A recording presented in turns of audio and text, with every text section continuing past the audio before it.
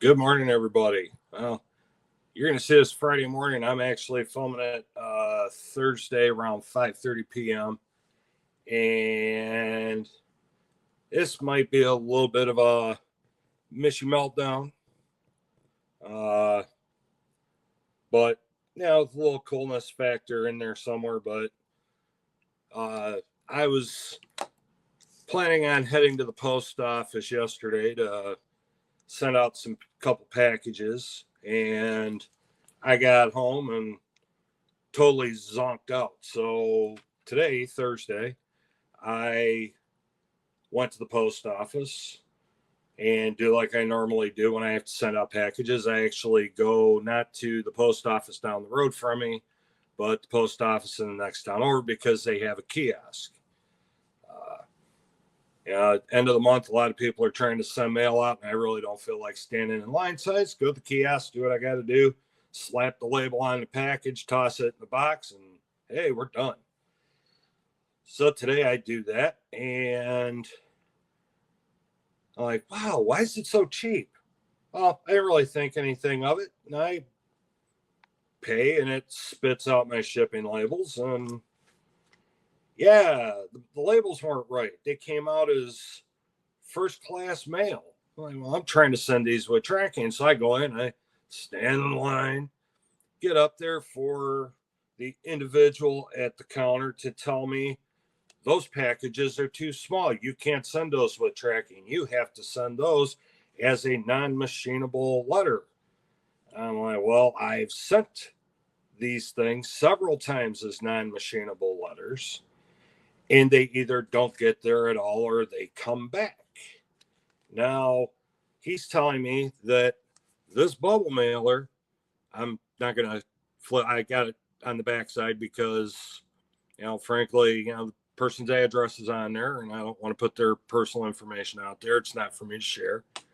That this bubble mailer is too small to be sent with shipping or with tracking. I'm sorry. So I end up with 3 stickers like you would normally get when you're shipping a package. And all that's printed on them is the city, state, and zip code. So, needless to say, I had to come home, handwrite everything on there, and now I've got to go all the way back down to that post office because of where it says it's being mailed from. So, needless to say, I'm not real happy with the Postal Service, but what else is new?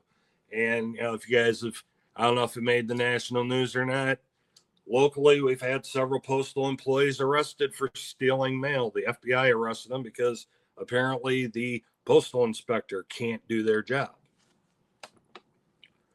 So I mentioned in a previous video about smashing fractional rounds in the penny presses. So I went down to or over to one of our local or neighborhood, if you will, places that has a penny press machine.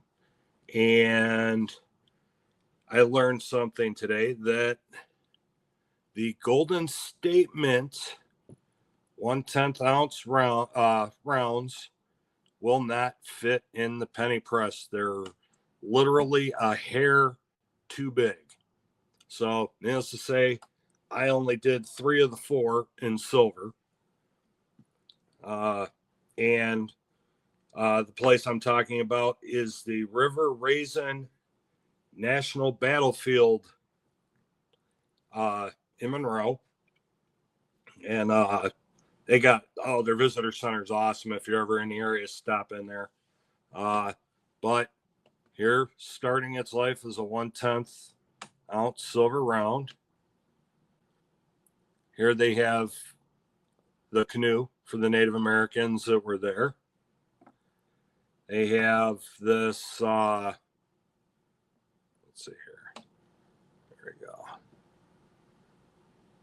The Longhouse, which I believe is still there. I haven't ventured out onto the battlefield proper, so I can't tell you if that's still there or not. I'm gonna have to do that one of these days.